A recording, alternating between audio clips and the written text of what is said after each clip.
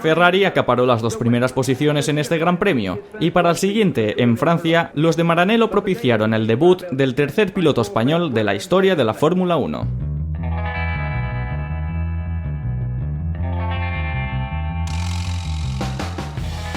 Alfonso Antonio Vicente Eduardo Ángel Blas Francisco de Borja Cabeza de Vaca y Leighton, más conocido como Alfonso de Portago o simplemente Fon, fue sin duda un deportista nato.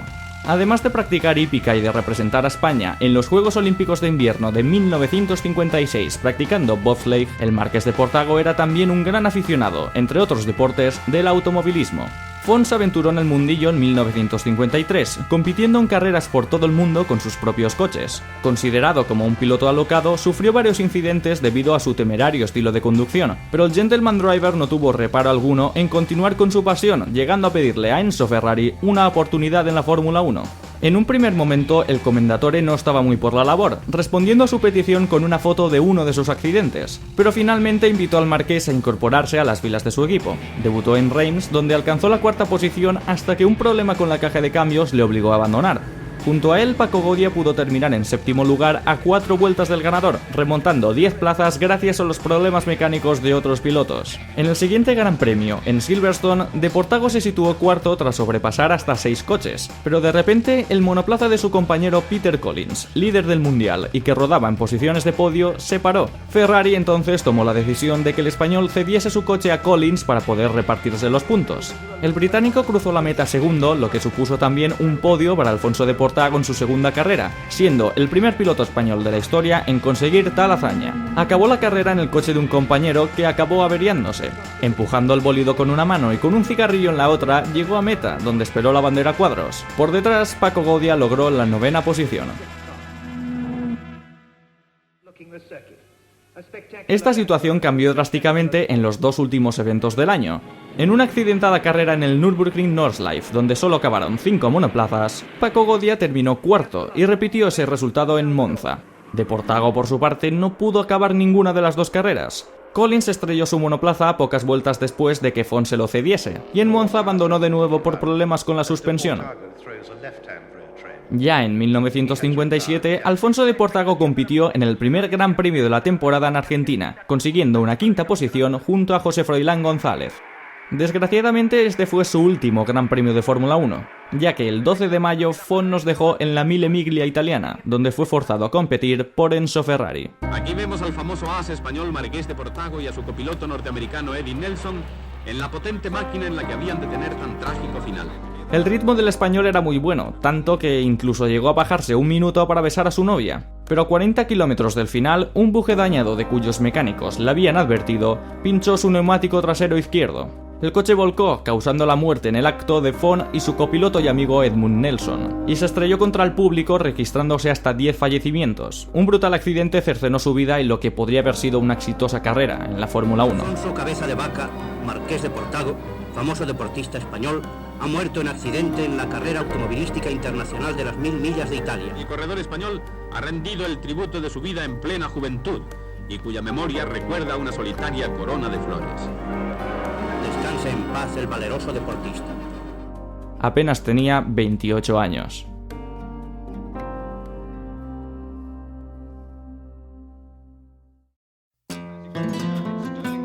Paco Godia regresó de nuevo al campeonato en las 3 últimas carreras de 1957, con pobres resultados, abandonando en Alemania por problemas con la dirección, en Pescara por el motor y quedando 9º en Italia. Ya con su propio coche en 1958, Godia quedó penúltimo en Argentina, no pudo clasificarse en Mónaco, abandonó por problemas con el motor en Bélgica y sufrió un accidente en Francia. Esta fue su última temporada en la Fórmula 1. En la siguiente década, la ausencia de pilotos españoles en el calendario fue notable. El único en competir en este periodo fue el madrileño Antonio Creus, el cual solo disputó el Gran Premio de Argentina de 1960. Lamentablemente su participación no fue para tirar cohetes. Pilotó un Maserati, calificó en la última posición y en carrera el calor y la asfixia con los gases de escape le hicieron abandonar en la vuelta 22.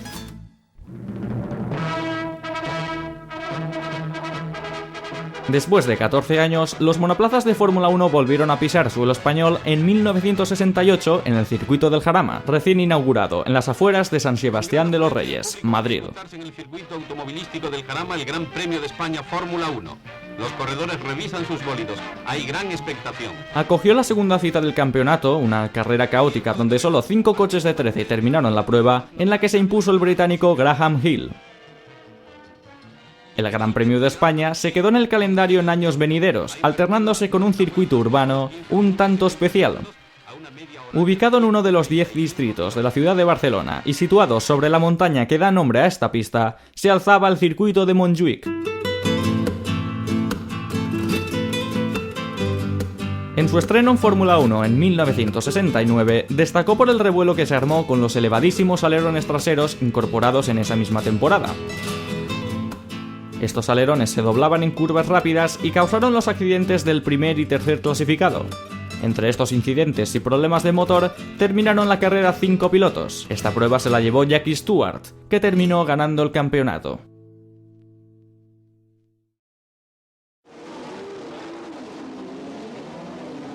Los monoplazas y sus respectivos pilotos regresaron al Jarama en 1970, y entre ellos, 10 años después, hubo un participante español. Alex Soler Roig, un destacado piloto de carreras de resistencia nacido en Barcelona, fue el quinto representante español de la historia de la Fórmula 1, donde no tuvo una trayectoria agradable. Intentó debutar a los mandos de un Lotus en el Jarama, en un gran premio ganado de nuevo por Jackie Stewart, pero marcado por el terrible accidente entre el británico Jackie Oliver y el belga Jackie Ickx, y por el caos total para formar la parrilla de salida por parte de la FIA y los organizadores. Estos intentaron meter con calzador al piloto español, pero la FIA solo permitía correr a 16 de los 21 participantes, por lo que el monoplaza de Soler Roig, penúltimo, fue expulsado de la parrilla por la Guardia Civil junto al de otros 3 pilotos. En Spa-Francorchamps, unos problemas con el monoplaza apenas le permitieron rodar, y tampoco pudo calificar en el trazado francés de Charade. En 1971, Soler Roig adquirió una plaza en el equipo oficial de March, donde compartió equipo con Ronnie Peterson, que sería subcampeón del mundo ese mismo año. Tras clasificarse y abandonar a las 5 vueltas en Sudáfrica, Soler Roig sí logró disputar el Gran Premio de España, esta vez en Montjuïc. Llegó a rodar en la 12ª posición, pero se retiró al sufrir problemas con la bomba de combustible. No se clasificó en Mónaco y problemas similares le impidieron terminar en Holanda y Francia, tras lo cual perdió su asiento. Volvió a probar suerte en 1972 con BRM en Argentina y España, pero 2 accidentes dieron fin a la desafortunada experiencia de Alex Soler Roig en la Fórmula 1, sin haber podido siquiera terminar un gran premio. De esta forma, el Mundial volvió a quedarse huérfano de pilotos españoles. A pesar de esto, los motores no dejaron de rugir para los miles de aficionados que se congregaban en el Jarama y en las calles barcelonesas de Montjuïc. Emerson Fittipaldi en 2 ocasiones y Niki Lauda se consolidaron como ganadores de estas pruebas hasta llegar al fatídico Gran Premio de España de 1975, la última y desafortunada carrera de Fórmula 1 en Montjuïc. La polémica empezó días antes de la carrera. La asociación de pilotos se quejó de que los guardarraíles estaban mal fijados e incorrectamente colocados, y amenazaron con negarse a correr, pero tuvieron que ceder por temor a los problemas legales que habrían tenido que afrontar. Los operarios repararon los guardarraíles, pero las dudas persistían. El circuito no parecía cumplir los requisitos de seguridad de la FIA y se había quedado obsoleto respecto a otros trazados del calendario. A pesar de las quejas, todos los pilotos salieron a pista y participaron en las sesiones de entrenamientos, a excepción de Emerson Fittipaldi. Salió a pista, dio unas vueltas muy lentas y regresó a boxes. Mientras tanto, los 2 Ferrari de Niki Lauda y Clay Regazzoni coparon las 2 primeras posiciones en parrilla. A la mañana siguiente se confirmó que Fittipaldi no iba a participar en la carrera, junto a su hermano Wilson y Arturo Merzario. Simplemente o circuito no corresponde a las especificaciones de la FIA. En cuanto el Gran Premio dio comienzo, los malos presagios de los corredores empezaron a materializarse. El primer incidente llegó en la primera vuelta, cuando Mario Andretti golpeó al líder de la carrera, Niki Lauda. El austríaco tuvo que abandonar y tras él otros 6 corredores golpearon los muros de Montjuïc durante la prueba. Los cambios en las 3 primeras posiciones fueron continuos y solo 9 de los 25 pilotos que tomaron la salida seguían en pista, pero en la vuelta 26, cuando no se había llegado al ecuador de la carrera, ocurrió lo peor. El alemán Rolf Stommelen lideraba la prueba, tras él el brasileño Carlos Pache. Al llegar al rasante de la recta principal, el alerón trasero del alemán se desprendió, lo que hizo que perdiera el control del monoplaza, traspasase los guardarraíles raíles y se llevase por delante a varios espectadores, que estaban situados en una zona restringida al público. 5 de ellos murieron.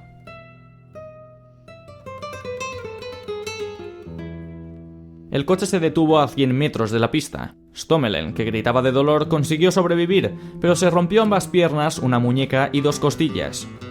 Inexplicablemente, la carrera prosiguió durante 4 vueltas más, hasta que esta fue detenida y posteriormente finalizada.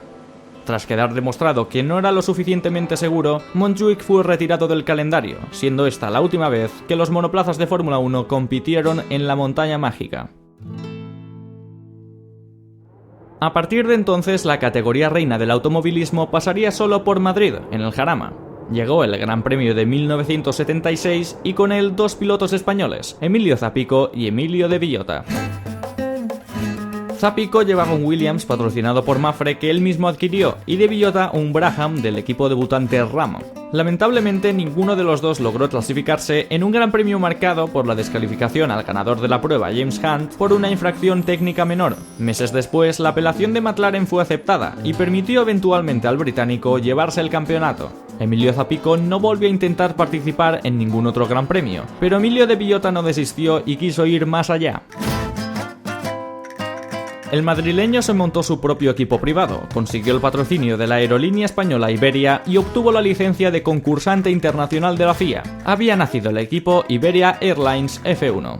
De Villota se hizo con un McLaren M23 y logró salir a la pista en 7 grandes premios. Al no ser constructor, el equipo español no contaba con las mismas facilidades que otros. No tenían boxes y disponían de menos juegos de neumáticos para rodar. Por tanto, se hacía casi imposible clasificarse para las carreras, pero el español consiguió pasar el corte en 2 ocasiones. La primera de ellas fue en España, en el Jarama, donde De Villota calificó antepenúltimo y, a pesar de romper el conducto de la gasolina, pudo cruzar la meta en 13ª posición. La segunda fue en Austria, logró clasificarse en el último lugar y tuvo un accidente a falta de 2 vueltas para el final, pero contó como carrera finalizada. A partir del año siguiente, De Villota perdió una parte importante del patrocinio de Iberia y tuvo que participar por sí solo. Por ello, solo pudo participar en el Gran Premio de España del 78 con el apoyo de Centro Asegurador, pero no logró clasificarse. En 1981, tras ganar la Fórmula Aurora británica, intentó participar de nuevo en el Jarama con un Williams de su propiedad, al no haberse presentado el equipo ATS, pero la FIA advirtió al Real Automóvil Club de España, o RACE, que no podía permitirlo, ya que el nuevo reglamento impedía que pilotos privados compitiesen. Al año siguiente participó en 5 grandes premios en un tercer coche del equipo March, pero no logró clasificarse para ninguno, terminando su periplo por la Fórmula 1. Este año, el vencedor ha sido Mario Andretti con Lotus.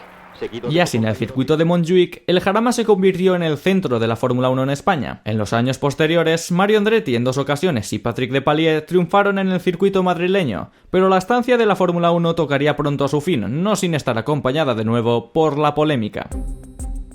En 1980, España iba a coger la 7ª prueba del campeonato, pero la carrera fue declarada ilegal y fue suprimida del calendario, al verse involucrada en plena guerra de poder entre la FISA, la organización de la FIA que dirigía los grandes premios, y la FOCA, que representaba a los constructores. Molestos con la gestión que la FISA hacía del campeonato a nivel comercial y deportivo, la FOCA y los equipos instaron a varios pilotos a boicotear las reuniones previas a los grandes premios, por lo que fueron multados en 2 ocasiones. Como estas multas no fueron pagadas por la mayoría, la FISA suspendió las licencias de los equipos y pilotos infractores. El RACE, dueño del circuito, tenía las entradas vendidas y, temiendo que solo hubiese 6 o 7 monoplazas en pista, decidió tomar las riendas y albergar la carrera por su propia cuenta. Obviamente la carrera fue declarada como prueba no puntuable por la FIA, por lo que no iba a influir en la clasificación general, pero se disputó de todos modos con todos los equipos salvo Ferrari, Renault y Alfa Romeo, que no formaban parte de la asociación. El australiano Alan Jones ganó una prueba en la que estuvo presente Emilio de Villota, el cual abandonó tras una colisión causada por el segundo clasificado, Jacques Laffite. Und dem Spanier Villota, Kollision zwischen Laffite und dem führenden Carlos Reutemann. Llegó 1981 y con él la última carrera de Fórmula 1 en el Jarama. El circuito recibió cantidad de críticas por ser considerado demasiado estrecho y poco adecuado para la Fórmula 1 moderna. A pesar de esto, el circuito madrileño se despidió por la puerta grande, con una clase maestra de pilotaje de las que hacen historia de la mano de Gilles Villeneuve. Con un Ferrari que no había estado a la altura ese año y con el que solo pudo salir séptimo, el canadiense se puso tercero en la primera curva. Pasó al argentino Carlos Reutemann por rebufo y un error del líder Alan Jones le permitió acceder a la primera posición a falta de 66 vueltas para el final. El ritmo de su Ferrari era claramente inferior al de sus 4 perseguidores, pero el canadiense soportó continuamente los ataques sin cometer ningún error durante casi hora y media, consiguiendo la que está considerada como la mayor victoria de toda su trayectoria. Su muerte, un año después, en la clasificación del Gran Premio de Bélgica, hizo que este fuese, además, su último triunfo. 63 grandes premios se disputaron a lo largo de los últimos 4 años en los que la Fórmula 1 no tuvo representación española en absoluto. Este largo periodo llegó a su fin un 13 de abril de 1986, lugar Jerez de la Frontera. El nuevo alcalde de Jerez, Pedro Pacheco, llegó al cargo con una lista importante de proyectos, en este caso construir por fin un circuito de carreras permanente. Se inauguró a finales de 1985 y a pesar de algún que otro lío con la conocida Torre Tío Pepe, el 13 de abril de 1986 se disputó el primer Gran Premio de España en el trazado jerezano, que vivió uno de los finales más legendarios que se recuerdan, entre el brasileño Ayrton Senna y el británico Nigel Mansell. Senna dominó gran parte de la carrera desde la pole, pero Mansell, que perdió varias posiciones al principio, recuperó terreno hasta ponerse en cabeza a mitad de prueba. Posteriormente, Senna y Prost le adelantaron. Tras un pinchazo lento a 10 vueltas del final, que le hizo salir de boxes a 20 segundos de la cabeza, parecía que la victoria se le escapaba al británico, pero de repente este exhibió un ritmo endiablado. Recortando 4 segundos en cada giro, cazó a Prost a 3 vueltas del final, liquidó la ventaja de 7 segundos de Senna, se pegó al Lotus del brasileño y en la última vuelta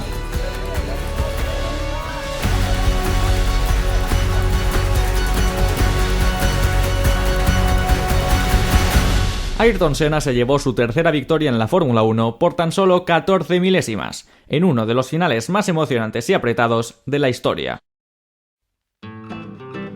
El Gran Premio de España había tardado 5 años en volver, y el mismo tiempo pasó hasta que un piloto español cogió el relevo de Emilio de Villota en una parrilla de salida. Esta vez fue el turno del valenciano Adrián Campos, que participó en la temporada 1987 con su modesto Minardi, tras haber sido tercero en la Fórmula 3 alemana y competir en la Fórmula 3000. Consiguió clasificarse para todas las pruebas menos en Mónaco. Después de un fuerte accidente en el que perdió el conocimiento, Campos pensaba que era Nelson Piquet y que estaba en Madrid, tras lo cual deambuló desvariado por Mónaco durante 45 minutos sin que la cosa fuera a mayores.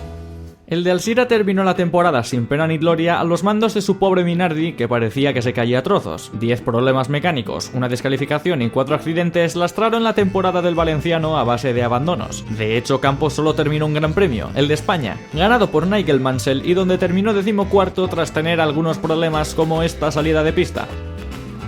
Su compañero, Alessandro Nannini, sufrió lo mismo a los mandos de su Minardi. En 12 carreras su monoplaza le dejó tirado. Campos no duró mucho más en la Fórmula 1. Continuó con los italianos una temporada más, pero esta fue incluso peor que la anterior. En Brasil abandonó por problemas con el chasis y terminó 16º en San Marino, pero en Mónaco, México y Canadá no pudo siquiera clasificarse. Tras estos resultados, fue sustituido por Pierluigi Martini, y el valenciano no volvió a subirse en Fórmula 1. Al menos Campos tuvo la oportunidad de pertenecer a la única pareja de pilotos 100% española de la historia del campeonato, ya que en este breve periodo de 5 carreras su compañero fue Luis Pérez Sala.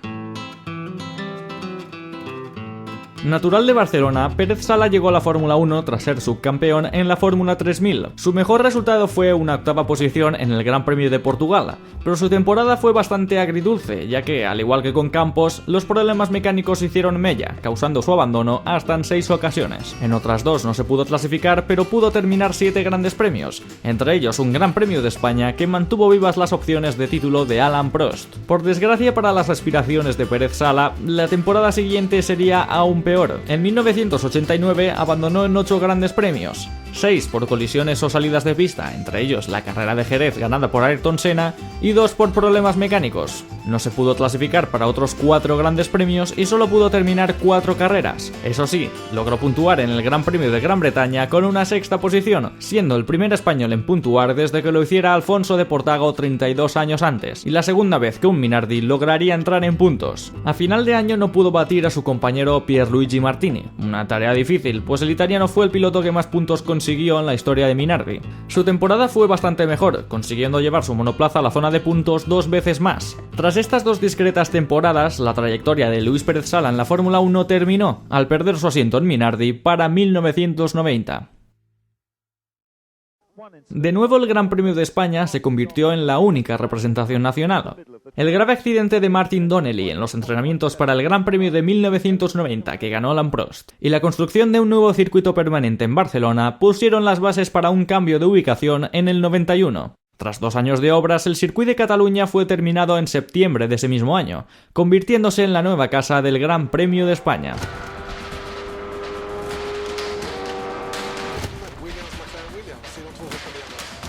Con el asfalto mojado, Ayrton Senna batió en la salida al Williams de Nigel Mansell y mantuvo a raya a un joven debutante llamado Michael Schumacher, que poco después perdió posición con el británico. Mientras el hombre de la pole Gerhard Berger trataba de abrir hueco con su compañero, Mansell alcanzó al astro brasileño. Al empezar la 6ª vuelta, los 2 pilotos dejaron una imagen para el recuerdo, que quedó grabada en la memoria de todos los que la contemplaron.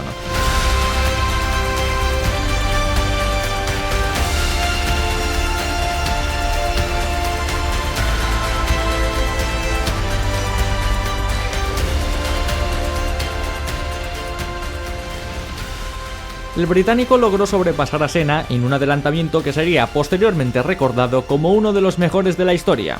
Finalmente, el piloto de Williams se llevó la primera carrera en Montmeló, una población que iba a hospedar el Gran Premio de España de forma ininterrumpida. Pero para volver a ver a un piloto español sobre la pista tuvimos que esperar 10 años, y en la Fórmula 1 en 10 años pasan muchas cosas. Vimos a Nigel Mansell conseguir su único título mundial, a Alain Prost agrandar su palmarés con su 4º campeonato, a jóvenes pilotos formarse para convertirse en las estrellas del futuro, y desgraciadamente también vimos a las estrellas del momento irse para siempre para convertirse en leyendas.